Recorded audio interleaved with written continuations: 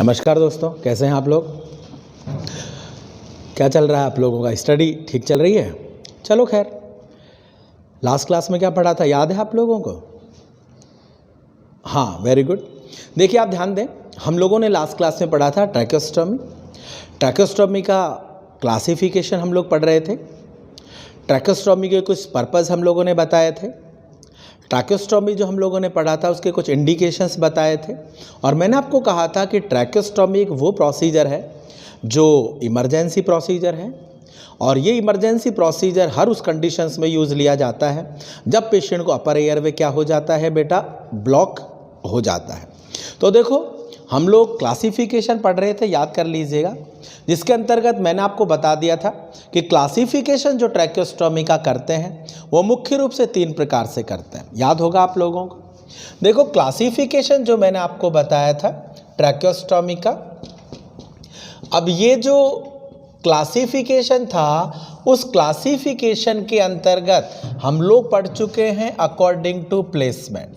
याद होगा आप लोगों को कि ट्रैकेस्टोमी का क्लासिफिकेशन प्लेसमेंट के आधार पर हमने पढ़ा था, जिससे मैंने आपको कहा था 3rd एंड 4th जो होती है ये आपकी फर्स्ट प्रायोरिटी या मोस्ट कॉमन होती है। 2nd एंड जो 3rd रिंग के अंदर हम लगाते हैं ये 2nd प्रायोरिटी पर आती है। और ये आप ध्यान दें कि अगर ऑप्शन में दोनों हैं तो इस तरीके से आप उसको क्लासीफाई कर देंगे, कॉमनेस्ट बता देंगे।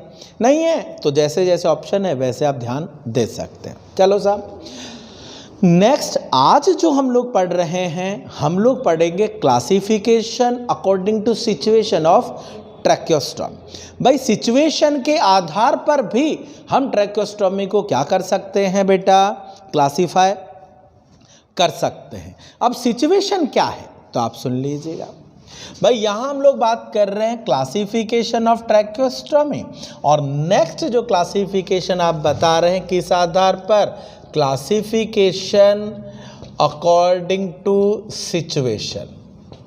सिचुएशन के आधार पर याद होगा आप लोगों को, मैंने बता दिया था, एक तो हम कहते हैं प्रोफाइलैक्टिक और एक हम कहते हैं इमरजेंसी ट्रैकेस्टोमी। देखो बेटा ध्यान से सुन लें, और ध्यान से क्या सुन लें, प्रोफाइलैक्टिक। प्रोफाइलैक्टिक का मतलब होता है planned for the therapeutic management. Therapeutic मतलब डिजीज का इलाज करने के लिए। तो आपने यहां पे बताना है प्रोफाइलैक्टिक, और प्रोफाइलैक्टिक आप कह सकते हैं प्लान्ड फॉर सर्जरी और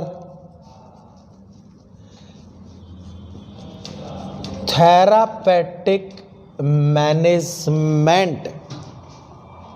भाई प्लान होगा सर्जरी, एग्जाम्पल के रूप में जैसे आप यहां पे कह सकते हैं लैरिंजियल ट्यूमर।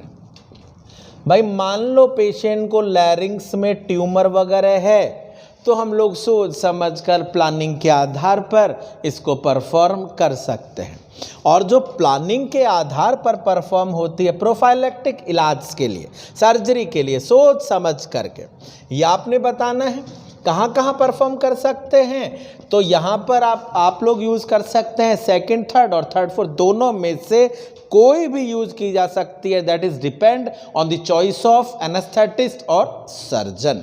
तो आपने यहां पर बताना है it can be perform in both 2nd and 3rd और 3rd एंड 4th रिंग। कहने का मतलब है ये भी यूज़ कर सकते हैं, ये भी यूज़ कर सकते हैं।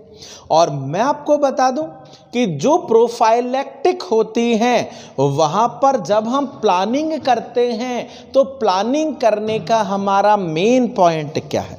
तो यहाँ आपने बताना है कि ये जो हम लोग परफॉर्म कर रहे हैं यहाँ पर इंसिजन हॉरिजॉन्टल डायरेक्शन में लगेगा। कौन से डायरेक्शन में लगेगा? हॉरिजॉन्टल, ऐसे आड़ा लगेगा, ये आप ध्यान दें। तो यहाँ पर आपने बताना है जो प्रोफाइलैक्टिक ट्रैकियोस्टोमी है वो हम लोग प्लानिंग के कर रहे हैं, प्लानिंग के आधार पर परफॉर्म कर रहे हैं। दोनों में से किसी भी रिंग में कर सकते हैं। इसके अलावा आपने यहाँ पर बताना है इंसिजन कैसा लगेगा। Incision make in horizontal direction. भाई यहाँ पर जो आप लोग यूज करेंगे वो कौन सा डायरेक्शन यूज करेंगे? हॉरिजॉन्टल डायरेक्शन, आधा सीधा सीधा मतलब यह है कि you should use the incision in horizontal direction. Horizontal direction में इंसिजन लगाएंगे। क्यों लगाएंगे? क्योंकि इसके द्वारा पेशेंट को फर्दर कॉम्प्लिकेशंस कम होंगे, ब्लीडिंग लॉस ब्लड का कम होगा। क्योंकि जो भी काम हम प्लानिंग के आधार पे करते हैं उसका सबसे बड़ा एम और सबसे बड़ा उद्देश्य यही है कि पेशेंट को कॉम्प्लिकेशन कम होने चाहिए, ब्लड का लॉस कम होना चाहिए। तो ये जो ट्रैकियोस्टोमी आप परफॉर्म कर रहे हो, इस ट्रैकियोस्टोमी को परफॉर्म करने के हमारे बेसिक एडवांटेज क्या है? भाई एयरवे तो मेंटेन कर ही रहे हैं, ये तो सब अपनी जगह है, लेकिन एडवांटेज में एक अगर बोलें तो आपने बताना है लेस कॉम्प्लिकेशंस। इसके अलावा आप कह सकते हैं minimum loss of blood, blood वगैरह का लॉस कम होता है। मतलब सीधा सीधा आप ये कह सकते हैं कि ये जो प्रोफाइलैक्टिक ट्रैकियोस्टोमी है, ये प्रोफाइलैक्टिक ट्रैकियोस्टोमी में कॉम्प्लिकेशंस क्या हैं? कम होंगे, मिनिमम ब्लड लॉस होगा, पेशेंट को इंजरी, एक्स्ट्रा ब्लड लॉस के चांसेस कम होंगे, ये आप कह सकते हैं। इंसिजन कौन से डायरेक्शन में लगेगा? हॉरिजॉन्टल। मान लो एग्जामिनर आपको कह सकता है horizontal direction incision are use in which of the following type of tracheostomy, कि कौन सी ट्रैकियोस्टोमी में हॉरिजॉन्टल डायरेक्शन में इंसिजन लगता है?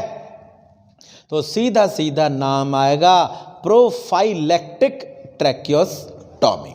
यहाँ तक मेरा मानना है आपको बात समझ में आ रही होगी। चलें साहब आगे आप बताएंगे नेक्स्ट, और नेक्स्ट अगर पॉइंट पर हम चर्चा करें तो आप ध्यान से सुने और क्या कहना चाहते हैं। तो यहाँ तक बताएं, नेक्स्ट हमारा प्रकार है इमरजेंसी ट्रैकियोस्टोमी। क्या बोला बेटा हम लोगों ने? इमरजेंसी। नाम से ही समझ में आ रहा है इमरजेंसी कंडीशन वो है जो कि फैटल कंडीशन है। इमरजेंसी कंडीशन वो है जो प्राण घातक है, जहां पेशेंट की डेथ हो सकती है। तो सीधा सीधा पॉइंट पहले तो आप बताएं। इमरजेंसी जो आप कह सकते हैं, it can be perform in fatal या लाइफ थ्रेटनिंग बोल दें, life threatening condition of patient. देखो ध्यान से सुनिएगा कि इसको हम लोग परफॉर्म कर सकते हैं पेशेंट की प्राण घातक स्थिति या लाइफ थ्रेटनिंग कंडीशन में। एक तो आप ध्यान दें। दूसरा आपने यहाँ पर क्यों परफॉर्म कर रहे हैं? जान बचाने के लिए, ट्रीटमेंट के लिए नहीं है, ये जनरली पेशेंट की जान बचाने के लिए है। कंडीशन ऑफ पेशेंट, और आप बोल दें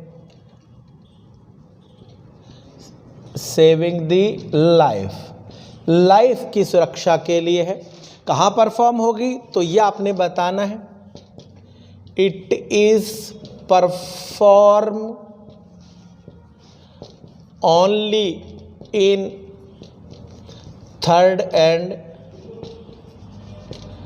फोर्थ रिंग। मतलब यहाँ पर हम लोग जो यूज करेंगे वो सिर्फ और सिर्फ कौन से रिंग यूज करेंगे? तो ये आप बता सकते हैं थर्ड और फोर्थ को यूज करते हैं। और यहाँ पर भी आपने बताना, इस पॉइंट को भूलना मत, काम आता है एग्जाम्स में।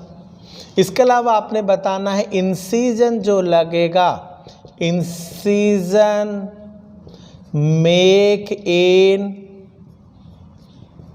Vertical direction.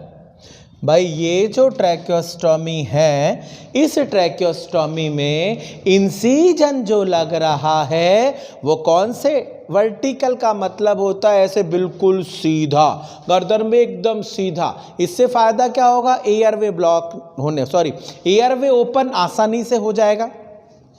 तो आपने यहां बताना एयरवे तो आसानी से ओपन हो जाएगा, लेकिन यहां पर पेशेंट की जान बचाना हमारी प्राथमिकता है। ब्लड लॉस ज्यादा है, फर्दर कॉम्प्लिकेशन ज्यादा हो सकते हैं, वुंड हीलिंग लेट होगी। तो आप ये बताएं कि ये जो ट्रैकियोस्टोमी है, इस ट्रैकियोस्टोमी के पहले आपने ध्यान देने हैं कुछ डिसएडवांटेज। डिसएडवांटेज तो एक तो आपने यहां पे बताना है लेट वुंड हीलिंग। भाई इसका जो वुंड हीलिंग है वो लेट होगा, मोर कॉम्प्लिकेशंस पोस्ट ट्रैकियोस्टोमी, कि ट्रैकियोस्टोमी के बाद में यहां जो कॉम्प्लिकेशंस है वो ज्यादा होंगे। इसके अलावा आपने बताना है कि मोर ब्लड लॉस,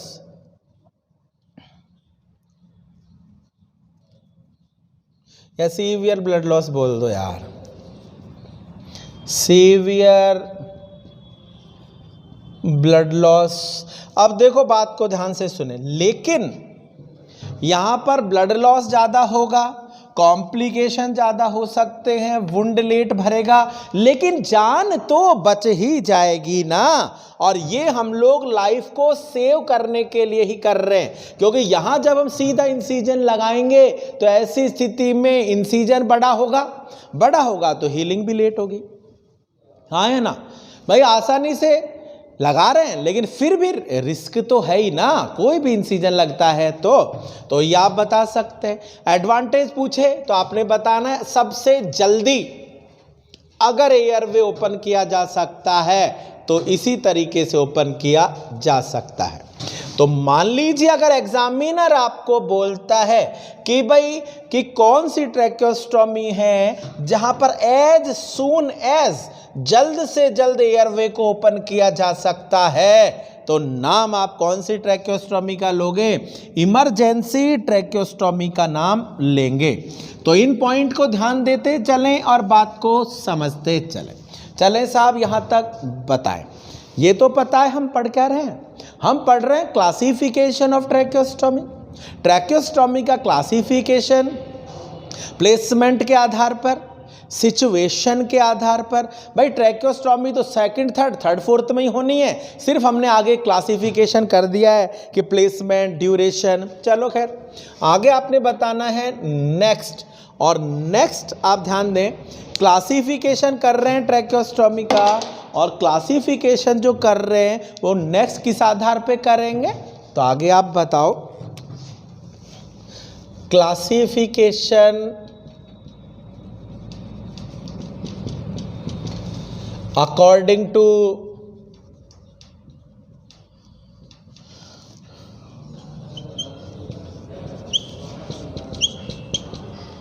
ड्यूरेशन। भाई tracheostomy are classify according to duration. Duration मतलब समय अवधि के अनुसार भी हम इसको क्लासिफाई कर सकते हैं। या आप एक तो पॉइंट ध्यान दें।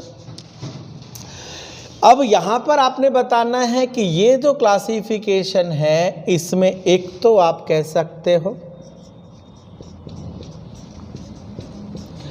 टेम्परेरी, क्या बोलना है बेटा? टेम्परेरी बताओ, या शॉर्ट टर्म कह सकते हो।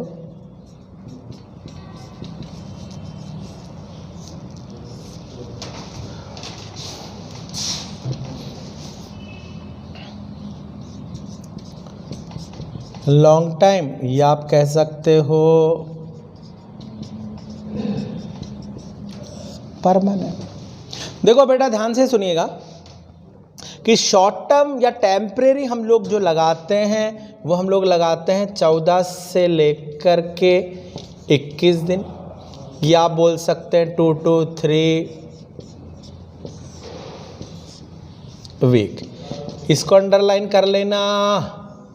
एग्जामिनर आपसे पूछ सकता है कि what is the duration of short term tracheostomy, कि शॉर्ट टर्म की जो ट्रैकियोस्टोमी है उसका ड्यूरेशन कितना होगा। तो आप 2 से 3 वीक या 14 से 21 दिन आप बोल सकते हैं। तो इसको अंडरलाइन कर लीजिएगा, या आप बताएं। लॉन्ग टर्म और लॉन्ग टर्म की अगर हम बात करें तो सीधा सीधा आपने बोलना है मोर देन 21 डेज। 21 दिन से ज़्यादा अगर ट्रैकियोस्टोमी हम लगा रहे हैं तो वो क्या कहलाएगी मेरे बेटा, लॉन्ग टाइम ट्रैकियोस्टोमी कहलाती है। और लॉन्ग टाइम ट्रैकियोस्टोमी जो कहलाती है तो आप उस पॉइंट को आप ध्यान दे सकते हैं। अब देखो मेरे बेटा ध्यान से सुनिएगा, हम कह रहे हैं क्लासिफिकेशन किस आधार पर हो रहा है, ड्यूरेशन के आधार पर हो रहा है। ड्यूरेशन के अंतर्गत मैंने आपको बता दिया, एक तो वो जो 14 से 21 दिन करते हैं या 2 से 3 सप्ताह करते हैं, एक वो जो 3 सप्ताह से ज़्यादा करते हैं। मान लीजिए एग्जामिनर आपको कहता है कि what is the tracheostomy are perform more than 21 days, तो आप लॉन्ग टर्म बोले। या इसको दूसरे तरीके से भी आप समझ लीजिएगा। मान लो एग्जामिनर आपको कहता है कि what is the method of maintain the airway for a long time, कि लंबे समय के लिए अगर एयरवे मेंटेन करना है तो कौन से मेथड का चुनाव करेंगे। तो सीधा सीधा ट्रैकियोस्टोमी बोल दीजिएगा कि जहां 21 दिन से ज़्यादा आर्टिफिशियल एयरवे मेंटेन किया जाता है वो मेथड ट्रैकियोस्टोमी है। और मैं नहीं कह रहा, ये है गाइडलाइन WHO। ये गाइडलाइन WHO के द्वारा दी गई है और WHO ने कहा है कि आर्टिफिशियल एयरवे अगर 21 दिन से ज़्यादा मेंटेन करना है तो वो लॉन्ग टर्म में आएगा। और ऐसी स्थिति में फिर हम और अन्य मेथड का चुनाव नहीं करेंगे, सीधा सीधा ट्रैकियोस्टोमी ही परफॉर्म करते हैं। तो यहां तक आप ध्यान दे सकते हैं। शॉर्ट टर्म तो ये जो मैंने क्वेश्चन लिखाया है, एक तो इसको ध्यान दे ले। और अगर 21 दिन से ज़्यादा है तो WHO रिकमेंडेड है और WHO ने कहा है कि लॉन्ग टर्म के लिए ट्रैकियोस्टोमी परफॉर्म कर सकते हैं। तो ये हमने एक क्लासिफिकेशन बता दिया है भाई, ये स्पेसिफाइड क्लासिफिकेशन है। और मैं आपको बता दूं इस क्लासिफिकेशन में भी जिन जिन बच्चों ने अगर एग्जाम्स पहले दिए हैं तो उनको ये जो मैंने प्रश्न बताए हैं ये सब आपको कहीं ना कहीं मिलेंगे ज़रूर। लेकिन ये तो मिलेंगे, लेकिन जो मैंने अन्य प्रश्न बताए हैं उन पर भी ज़रूर फोकस करें, क्योंकि हो सकता है फर्दर एग्जाम में आपको वही मिल जाए। चले साहब यहाँ तक ध्यान दें। नेक्स्ट में सीधा सीधा आकर के आपसे बात करने वाला हूं किसके बारे में, प्रोसीजर के बारे में। किसके बारे में बेटा, प्रोसीजर स्टेप। प्रोसीजर की कुछ हम लोग बात करेंगे, किसके बारे में, स्टेप्स के बारे में। देखो बेटा ध्यान दें, मैं आपको बार बार एक ही चीज बोल रहा हूं कि जो प्रोसीजर आप परफॉर्म करते हैं उस प्रोसीजर की स्टेप्स कौन कौन सी हैं। तो प्रोसीजर की जो स्टेप हैं मैंने आपको कह दिया है, डॉक्टर ऑर्डर वगैरह, आर्टिकल्स आपने प्रॉपर कलेक्ट कर ही लिए हैं, कंसेंट आप भी ले सकते हैं यहाँ क्योंकि इमरजेंसी है डॉक्टर के बिहाफ पर। अन्यथा तो मैं बता चुका हूँ कि कंसेंट लेने की जिम्मेदारी और रेस्पॉन्सिबिलिटी किसकी है, सर्जन या एनेस्थेटिस्ट है तो यहाँ एनेस्थेटिस्ट। तो ये आप ध्यान दें। अब आर्टिकल्स पर हम लोग आ जाएंगे। भाई प्रोसीजर आप परफॉर्म कर रहे हैं, ठीक है प्रोसीजर परफॉर्म करें, लेकिन यहाँ पर मैं आपको बात करना चाहूँगा सबसे मुख्य रूप से जो बार बार हम लोग बात कर रहे हैं। भाई सारी स्टेप तो हमारी हर प्रोसीजर में कॉमन है। डॉक्टर ऑर्डर देख लें, कंसेंट की ज़रूरत है, प्रोसीजर एक्सप्लेन करना है, तनाव को कम, everything are the common steps of every procedure. लेकिन जो डिफ्रेंशिएट है वो डिफ्रेंशिएट है आर्टिकल्स के बारे में। कौन कौन से आर्टिकल्स यहाँ पर उपयोग होते हैं, कौन कौन से आर्टिकल्स का आप यूज़ कर सकते हैं और कौन कौन से आर्टिकल है जो कि आपको केयर में भी ज़रूरत पड़ सकती है।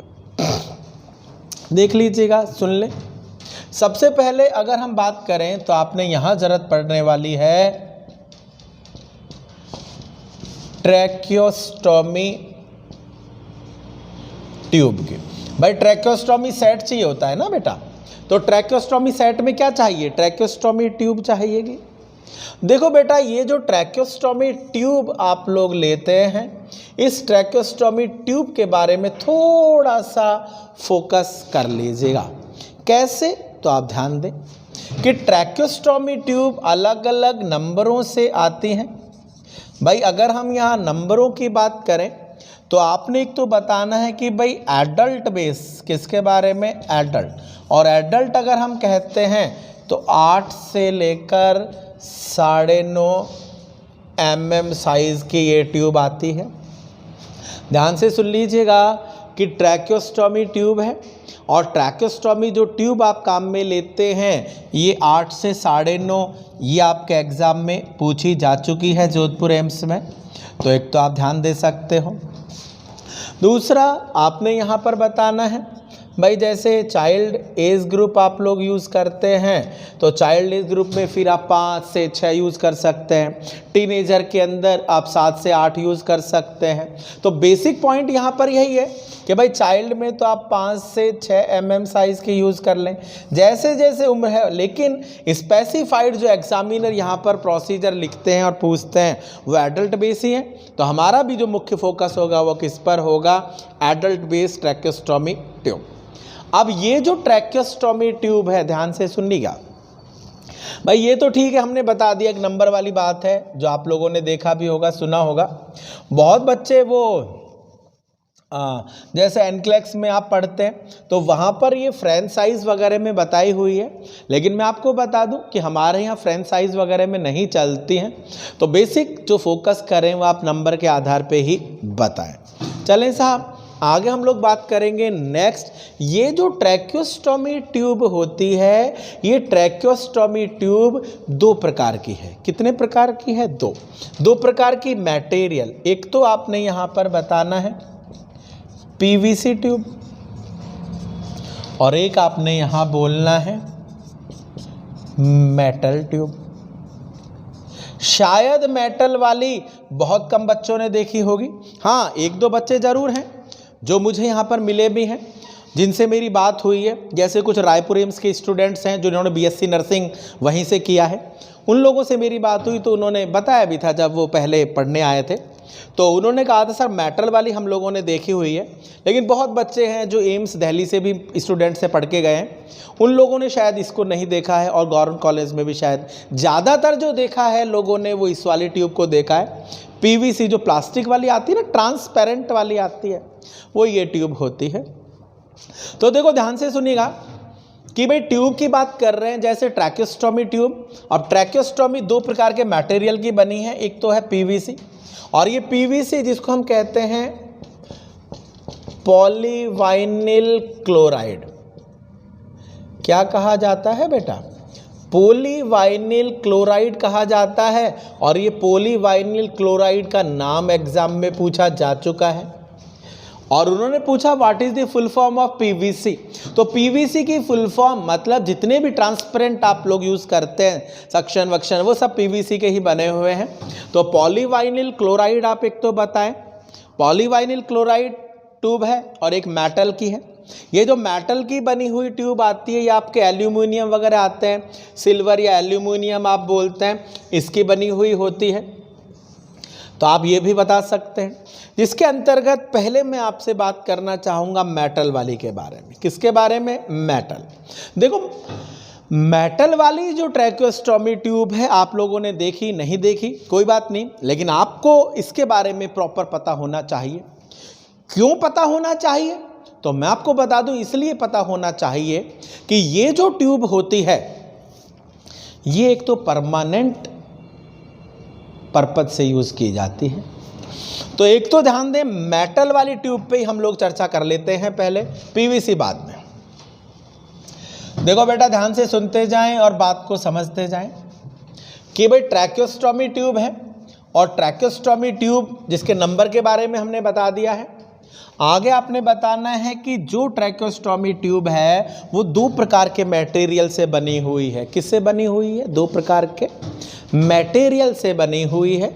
और दो प्रकार के मटेरियल के अंदर हम लोगों ने बात की मेटल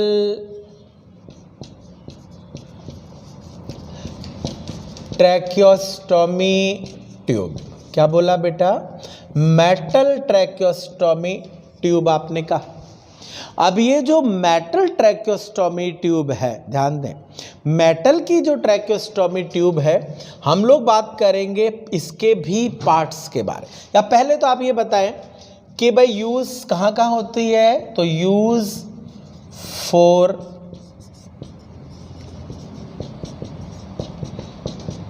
परमानेंट पर्पस।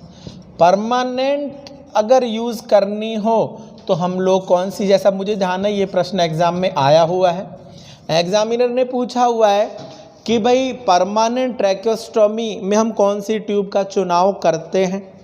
पीवीसी वाली का चुनाव करते हैं, कफ्ड वाली पीवीसी ट्यूब का चुनाव करते हैं, मेटल वाली ट्यूब का चुनाव करते हैं, या निम्न में से कोई नहीं। तो सीधा सीधा मेरे बेटा आप ध्यान से सुन लीजिएगा कि ये जो ट्यूब यूज में आ रही है कौन सी वाली? मेटल वाली। ये परमानेंट यूज में आती है, लंबे समय के लिए यूज में आती है। उदाहरण के रूप में आप जैसे यहाँ बोल सकते हैं लैरिंजियल कैंसर। भाई ये तो हम लोग पढ़ रहे हैं, अब ये पढ़ तो रहे हैं, जरूरी नहीं है कि डॉक्टर यूज करे, लेकिन फिर भी एग्जाम पर्पज से अगर हम लोग प्रिपरेशंस कर रहे हैं तो हमें पता हो इसका उपयोग परमानेंट है। ये ध्यान दें। ये जो परमानेंट ट्रैकेस्टोमी ट्यूब है इसके कुछ पार्ट्स के बारे में हम लोग बताएंगे। पार्ट्स किसके पार्ट्स? मेटल वाले के। मेटल वाली जो ट्रैकेस्टोमी ट्यूब है, इस मेटल वाली ट्रैकेस्टोमी ट्यूब के हम पार्ट्स पर चर्चा करेंगे कि कौन कौन से पार्ट्स हैं जो मेटल वाली ट्रैकेस्टोमी ट्यूब के होते हैं। तो देखो पार्ट्स की बात करें, एक तो है आउटर कैनुला, इनर कैनुला, और एक है ऑब्ट्यूरेटर। ऑब्ट्यूरेटर वही है गाइड वायर जिसको बोलते हैं, स्टीलेट बोलते हैं। तो बात को सुनिएगा कि ये जो आपकी ट्यूब है इसके पार्ट हैं। एक तो है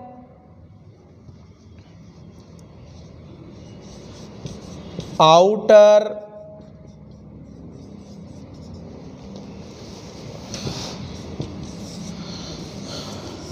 कैनुला। क्या बोलना है बेटा? Outer cannula. आउटर कैनुला का मतलब होता है, जैसे आप देख लीजिएगा ये पेन है, इस पेन के बाहर वाला जो हिस्सा है ये आउटर कैनुला है।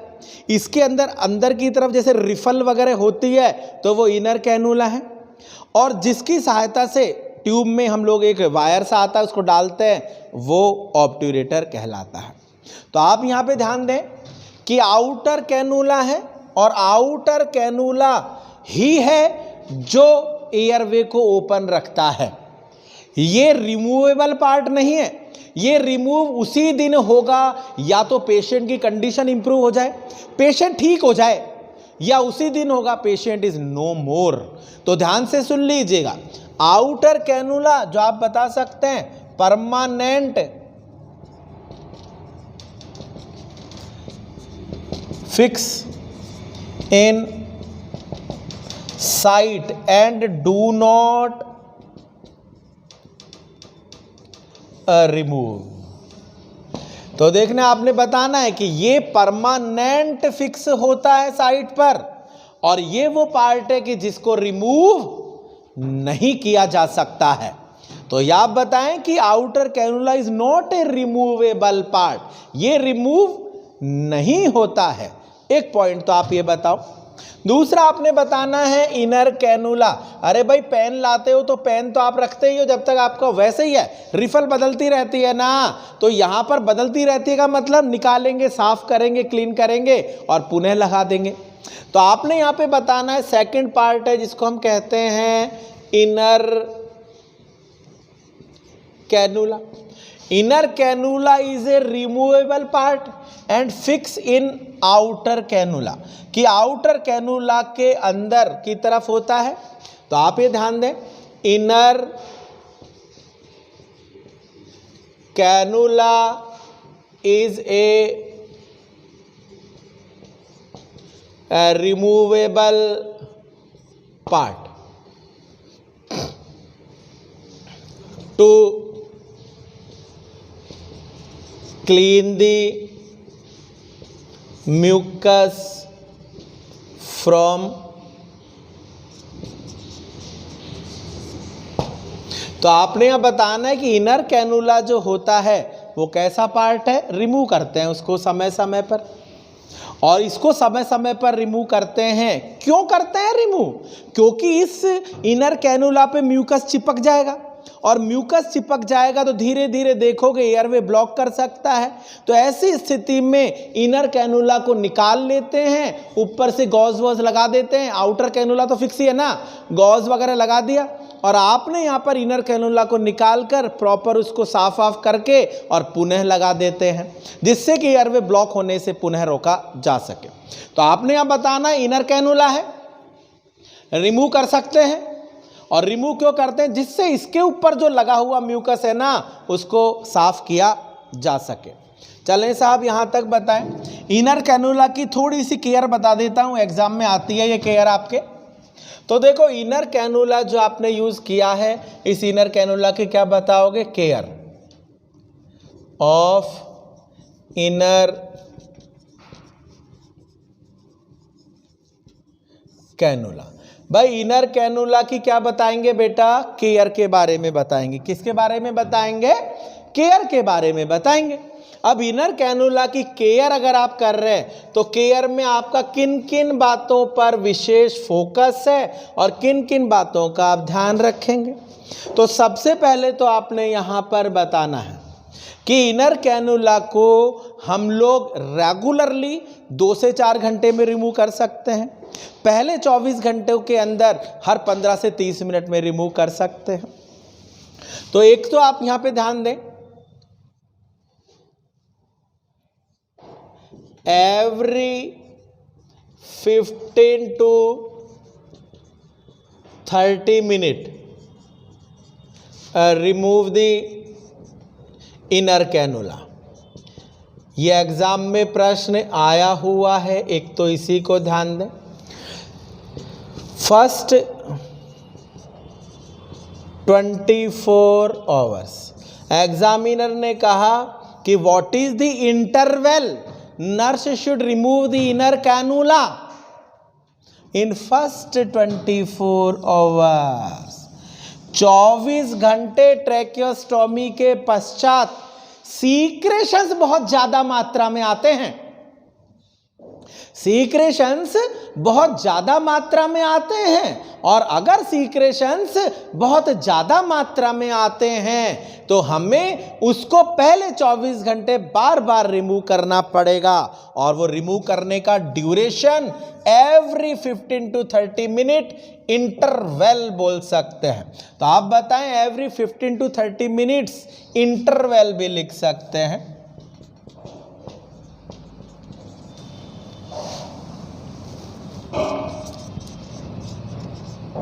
ये ध्यान दें। इसके अलावा आपने यहां पर बताना है देन 2 to 4 आवर्स इंटरवल। उसके बाद आप इसको रिमूव कर सकते हैं 2 से 4 घंटे के अंतराल से, क्योंकि बाद में सीक्रेशंस कम हो जाते हैं। एक पॉइंट ध्यान दें, देखो मैं आपको यहां बता रहा हूं care of the inner cannula. Inner cannula की केयर के बारे में बता रहा हूं, और केयर में हम बता रहे हैं कि इनर कैनुला को कब कब रिमूव करें। तो इनर कैनुला को पहले 24 घंटे में हर 15 से 30 मिनट के अंतराल से रिमूव कर सकते हैं। क्यों? क्योंकि सीक्रेशंस की मात्रा बहुत ज़्यादा है। दूसरा पॉइंट है कि आप इनर कैनुला को 2 से 4 घंटे में रिमूव करें 24 घंटे के पश्चात, क्योंकि सीक्रेशंस कम हो जाते हैं। चलें नेक्स्ट पॉइंट आप बताएं कि then soaked the cannula in 1% soda by carbonate. भाई आप सॉक्ड का मतलब, अरे गंदे कपड़े धोते हो तब वॉशिंग पाउडर में डुबो के रखते हो ना, तो ये भी तो गंदा है। इसको कुछ देर के लिए आप पानी में भिगो दें, और वो पानी किसका होना चाहिए? सोडा बाई कार्बोनेट, और सोडा बाई कार्बोनेट की सांद्रता 1% होना चाहिए। बफर सॉल्यूशन है, इनकेस वो ट्यूब पे लगा भी रह गया ना तो नुकसान नहीं करेगा। तो आप ध्यान दीजिएगा कि आप उसको डुबो करके रखें कैनुला को, इनर कैनुला को सोडा बाई कार्बोनेट में। चलो साहब, सोडा बाई कार्बोनेट में डुबो करके रखा। दूसरा नेक्स्ट पॉइंट आपने बताना है, देन रिंस विद, या आप लिख दें कि इसके बाद आप इसको रनिंग वाटर में, then clean tube with help of brush in running water of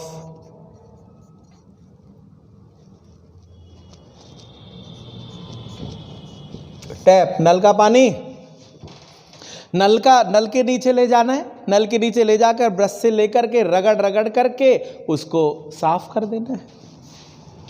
तो बता रहे देन क्लीन द ट्यूब, मतलब इनर कैनुला को ब्रश की सहायता से, रनिंग मतलब नल के नीचे जो पानी बह रहा है उसमें आप साफ कर दें। इसके बाद इसको डिसइंफेक्शन करना पड़ेगा, देन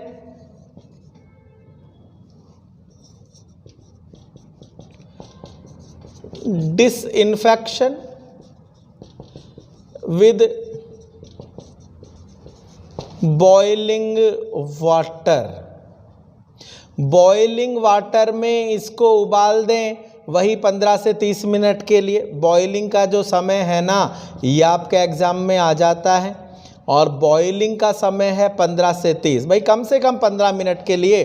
भाई मेटल का बना हुआ है ना, प्लास्टिक का थोड़ी है। और आपको पता है जब मरीज को आप परमानेंट रूप से घर भेज दोगे तो मोस्ट कॉमन डोमेस्टिक मेथड कौन सा है स्टरलाइजेशन का?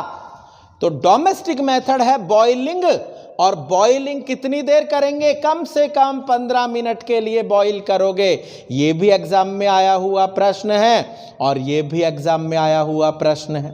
तो ये आप ध्यान दीजिएगा, मैं एक एक कड़ी, एक एक पॉइंट आपको बता रहा हूं, और आप देखो यहीं से प्रश्न निकलते हैं जब हम पढ़ते हैं या कोई और टीचर पढ़ाते हैं, एक्सेप्ट माई स्टूडेंट्स। तो वो ऐसी स्थिति के अंदर आपको सिर्फ बोलेंगे अच्छा ऐसा करते हैं, इसको खाई जाएंगे, बताएंगे, इनको पता ही नहीं है।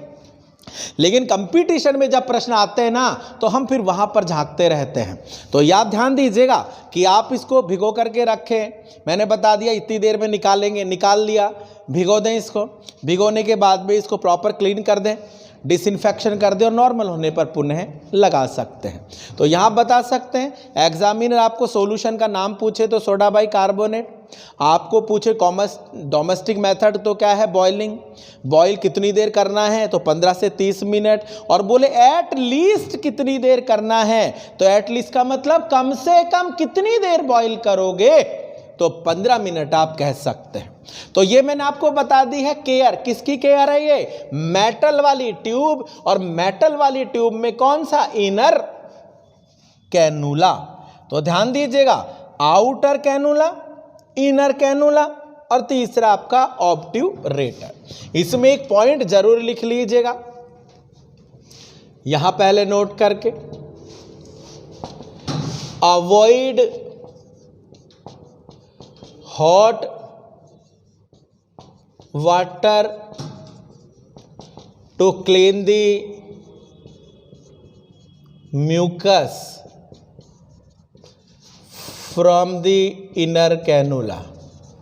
अब आधों को तो चक्कर ही आ गए होंगे कि सर ने अभी तो कहा था गर्म पानी में उबालेंगे। अरे क्लीन करने के बाद उबाला यार, क्लीन तो हमने नॉर्मल टैप वाटर में किया कि नहीं किया? क्लीन तो कर लिया है, लेकिन क्लीन करने के बाद उबाला है डिसइंफेक्शन करने के लिए। हम यहां पर लिख रहे हैं क्लीन करने के लिए टैप वाटर यूज कर रहे हैं, लेकिन यहां पर हम कह रहे हैं कि क्लीन करने के लिए आप कभी भी गर्म पानी का यूज मत करना। अंतर समझ में आ गया? मतलब क्लीन करना है टैप वाटर से, गर्म पानी से नहीं करना। जब क्लीन हो ही गया है तो डिसइंफेक्शन करेंगे, तब उबाल रहे हैं, पहले नहीं उबाल रहे।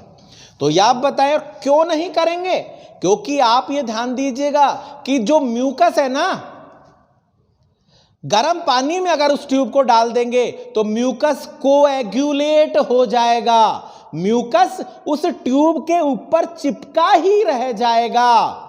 और अगर म्यूकस उस ट्यूब के ऊपर चिपका ही रह जाएगा तो वो ट्रैकियोस्टोमी सेट आपका खराब हो जाएगा और फिर नया ट्रैकियोस्टोमी सेट अरेंज करना और नई ट्यूब डालना पड़ेगा। तो ऐसी स्थिति में केयर ही सही करें ना, देखभाल ही हम सही करें। इसलिए ये पॉइंट्स आपको पूछे जाते हैं। मैक्सिमम एग्जामिनर आपसे केयर ही पूछता है, तो ये भी आपकी केयर ही है, आपको पता होनी चाहिए। चलें साहब, यहां तक बताओ।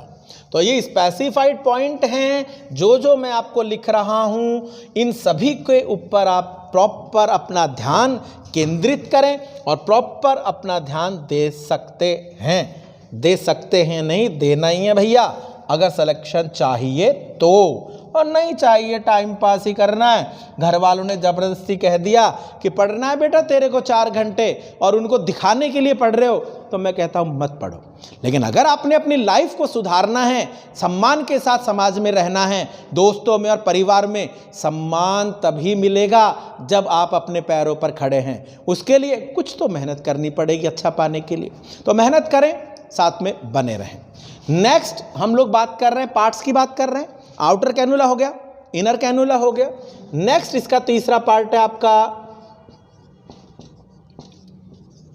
ऑब्ट्यूरेटर।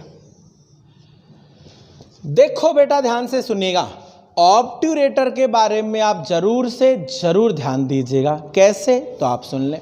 ऑब्ट्यूरेटर जिसे आप बोल सकते हो गाइड वायर भी बोल सकते हो, आप इसको स्टीलेट भी बोल सकते हो, सबका मतलब एक है, अलग अलग तरीके से आप लिखते हैं। ऑब्ट्यूरेटर एक वायर साहब सीधा सीधा वो उसमें होता है, इसकी सहायता से इंसर्ट करते हैं। तो ऑब्ट्यूरेटर या गाइड का मतलब रास्ता दिखाता है, किसका? उस जगह का जहां तक आपने उसको डालना है। तो आप ध्यान दीजिएगा, ऑब्ट्यूरेटर, गाइड वायर, स्टीलेट, तीनों का मतलब एक ही है। Use for direct insert to the tube into the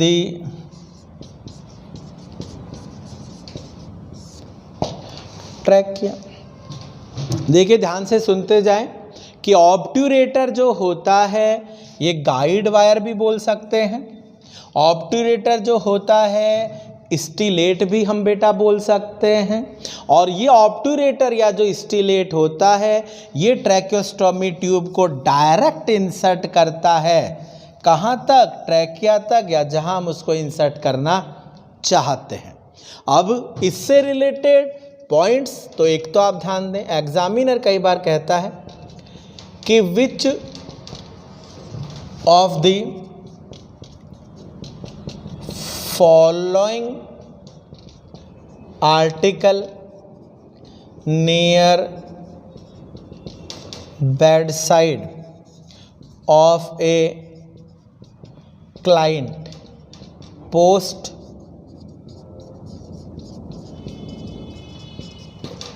tracheostomy कि निम्नलिखित में से वो कौन सा आर्टिकल है जो पोस्ट ट्रैकियोस्टोमी हमेशा उसके पास में ही उपलब्ध होना चाहिए। ध्यान से सुनते जाएं। एक तो ये पॉइंट हो गया है। दूसरा एक प्रश्न और लिख देता हूं, विच of the following article near bed side post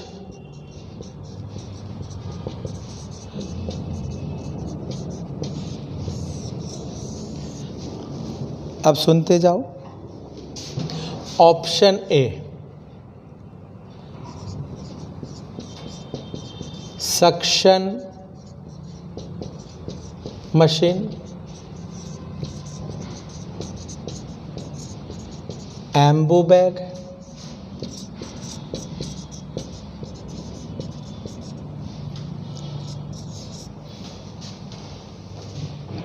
oxygen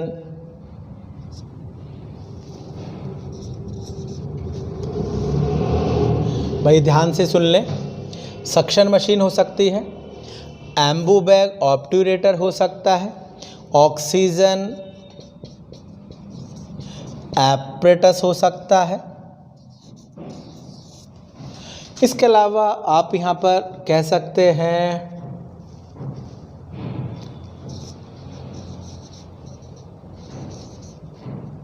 call bell. देखो बेटा ध्यान से सुनिएगा, यहां पर हम लोग बात कर रहे हैं, एक ऑप्शन और लिख देता हूं,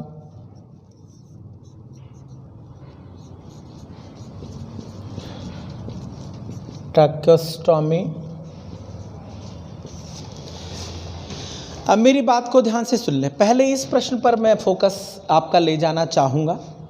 ये कह रहे हैं कि विच ऑफ द फॉलोइंग, फॉलोइंग का मतलब निम्नलिखित में से वो कौन सा ऐसा आर्टिकल है जो हमेशा बिस्तर के पास में होना चाहिए मरीज के, किसके पश्चात, ट्रैकेस्टोमी के पश्चात। ट्रैकेस्टोमी ट्यूब भी रखते हैं, अरेंज करते हैं, ठीक है कोई बात नहीं, कॉल बेल भी रखते ही हैं, ऑक्सीजन एपरेटस भी रखते ही हैं, सक्शन मशीन भी रखते हैं, लेकिन ये सब मूवेबल हो सकती हैं। भाई आप ध्यान दें, लेकिन स्पेसिफिक अगर आप यूज़ करें तो एम्बू बैग और ऑब्ट्यूरेटर को आप फर्स्ट प्रायोरिटी पर रखिएगा। ये क्यों रखिएगा? क्योंकि इनकेस आपकी ट्रैकेस्टोमी ट्यूब निकल गई तो ऐसी स्थिति के अंदर वहां पर ऑब्ट्यूरेटर से उसे पुनः इंसर्ट किया जा सकता है और ऑक्सीजन देने के लिए फिर साथ में प्लेसमेंट ऑक्सीजन सभी के लिए एम्बू बैग की ज़रूरत पड़ती है। तो एम्बू बैग प्रायोरिटी है। ऑक्सीजन एपरेटस दूर भी होगा तो हम ले आएंगे, सक्शनिंग ज़रूरत होगी तो हम ले आएंगे। ऐसा तो नहीं हर मरीज के लिए अलग अलग सक्शन मशीन, ऐसा भी नहीं होता। तो आप ध्यान दें, स्पेसिफाइड जो आर्टिकल है इसको फोकस करिएगा, और ये मैंने आपको लिखाया है, इसका मतलब आपके काम का ही है। दूसरा मैंने यहाँ पर एक प्रश्न और लिखा है। अब हमने रट लिया कि पूछे बगल में क्या है बिस्तर के, तो ध्यान से बोल देंगे कि ट्रैकेस्टोमी, सेट, एम्बू बैग, जो भी आपको बताया है भाई यहाँ ये। लेकिन मान लो आपको पूछा कि कौन सा ऐसा आर्टिकल है निम्नलिखित में से कौन सी सर्जरी के बाद हमेशा बिस्तर के पास रहेगा। सक्शन मशीन रहती है, ये भी रहता है, कॉल बेल नहीं रहती है। ट्रैकेस्टोमी ट्यूब को यहाँ पर प्रायोरिटी देंगे। बात समझ में आ गई है क्या? अब सोच रहे हो क्यों यार ऐसा करेंगे। मैंने एक इंडिकेशन लिखाया था थायराइडेक्टोमी, कि थायराइडेक्टोमी एक इंडिकेशन लिखाया था। क्यों लिखाया था? क्योंकि थायराइड की सर्जरी में रिस्क होती है। किस बात की रिस्क होती है? Risk of laryngeal nerve injury, कि लैरिंजियल जो नर्व इंजरी है वो लैरिंजियल नर्व इंजरी हो सकती है, और लैरिंजियल नर्व इंजरी की कंडीशन में ट्रैकेस्टोमी तो करनी पड़ेगी ना। और पहले से ही एक्सपेक्टेशन है कि लैरिंजियल नर्व इंजरी हो सकती है थायराइड सर्जरी के तत्पश्चात या बाद में या पोस्ट। तो ऐसी स्थिति में हम पहले ही उस सेट को या ट्यूब को अरेंज करके रखें जिससे उस ट्यूब को समय आने पर हम इंसर्ट कर पाएं। यहां तक बात समझ में आ रही है या नहीं आ रही है? आ रही होगी, मेरा तो ऐसा मानना है भैया। तो समझते जाएं कि किस तरीके से एग्जाम में आंसर दोगे। तो यहां अगर ट्रैकेस्टोमी के बाद में बोलेंगे तो ऑब्ट्यूरेटर और एम्बूबैग, और थायराइड की सर्जरी के बाद बोलेंगे तो ट्रैकेस्टोमी ट्यूब या ट्रैकेस्टोमी सेट। अब एग्जामिनर कई बार क्या है, हमारे साथ विश्वासघात कर देता है, वो यहां पर थायरॉयडेक्टोमी ना लिख करके लैरेंजेक्टोमी लिख देता है। अरे लैरेंजेक्टोमी लिखेगा तो भी लैरिंजल नर्व इंजरी हो सकती है ना, आंसर वो का वही आएगा। अब आप देख लो, एक ही चीज कितने कितने तरीकों से पूछ रहे, एक ही चीज बहुत अलग अलग तरीकों से आपको पूछी जा रही है। तो इसी तरीके से अपनी प्रैक्टिस करें और बात को समझते चलें। तो ये मैं आपसे बात कर रहा हूं ट्रैकेस्टोमी प्रोसीजर। ट्रैकेस्टोमी प्रोसीजर में मैंने आपको बताया है, आर्टिकल्स हम लोग बेसिकली कलेक्ट कर रहे हैं। आर्टिकल्स जो कलेक्ट कर रहे हैं, मैंने कहा कि मुख्य रूप से ट्रैकेस्टोमी ट्यूब चाहिए। ट्रैकेस्टोमी जो ट्यूब चाहिए वो मैंने बता दिया पीवीसी की बनी है, मेटल की बनी है। मेटल वाली ट्यूब के ऊपर हम लोग चर्चा कर रहे हैं। मेटल वाली ट्यूब पे मैंने आपको बताया है outer cannula, inner cannula, obturator related ये 3-4 प्रश्न मैंने आपको बताए हैं। इनर कैनुला और इनर कैनुला की केयर के बारे में मैंने आपको बताया है। तो आज इतना ही पढ़ेंगे। नेक्स्ट क्लास में जो अगली ट्यूब है पीवीसी वाली, उसके ऊपर हम लोग चर्चा करेंगे। आज के लिए इतना ही। Thank you.